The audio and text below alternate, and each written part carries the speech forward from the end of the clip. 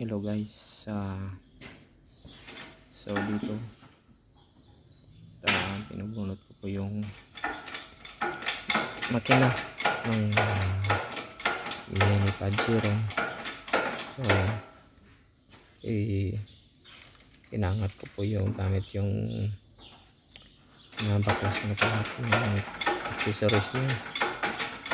So inangat ko na yun galing sa kanyang engine bay. Natanggal ko na din yung mounting tsaka yung sa clutch. So ayan, mag-isa lang pala tayo dyan guys. Ayan, pila. So libre na kaya nila pinapapalitan pala natin to guys, kasi may tama na yung ano niya, yung liner. So sa radiator cap makikita natin na may ano siya, may pressure na. Akala namin yung gasket pero cylinder block pala talaga. Tumadaan yung taga yung pressure. So ayun, natanggal na natin. Tapos ibababa ko yan mamaya.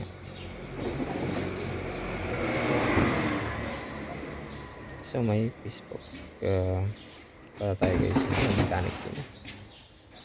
Pag-supporta na lang sa ating page para sa mga page. Lagyan ko pala ng karton para hindi naman sa simento lang yung tatama yung ano.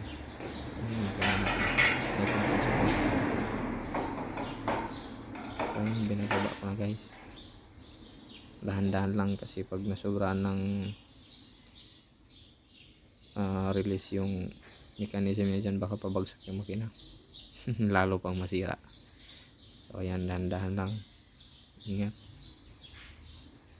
At saka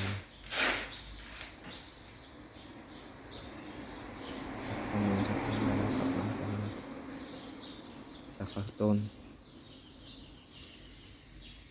So ayan, nakababa na dyan. Yung ipapa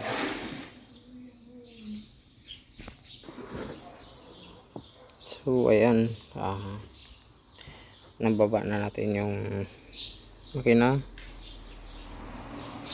Nasa flooring na ngayon. Ayan. I-release na natin yung tali ito para iluwag lang natin ng gusto para matanggal natin yung tali sana sa kanyang hook. So dito tinatanggal natin yung belt. Gamit lang pala ako dito ng tatlong shackle ata yung gamit ko dito. Dalawang maliit saka malaki para safe lang yung pagtanggal natin sa ano. Tapos matali natin ng ayos. May ibang makina guys na walang lifting eye. So itong makina na to meron, kaya madali lang talian. Tinali ko pala sa dalawang lifting eye kabilaan, tapos nag-secure din ako ng isang belt.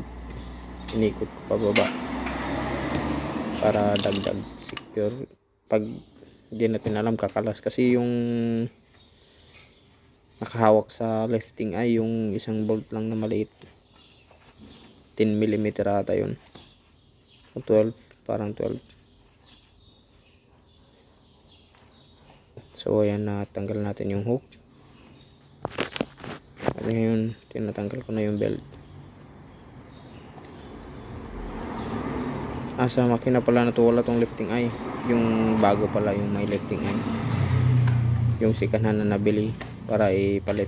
Ito may lifting eye din sana to, kaso tinanggal ko na yung cylinder head, kaya yan, taling kambing na lang.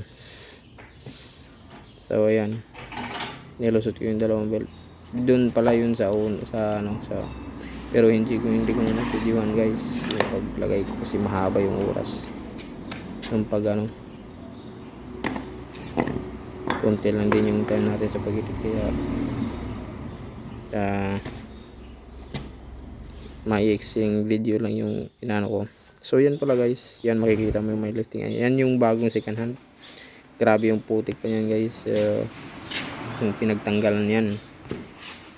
Sabi ng may-ari na okay pa daw yan, pero nung kabit namin tapos pinandar namin yung may problema yung number 2 cylinder niyan.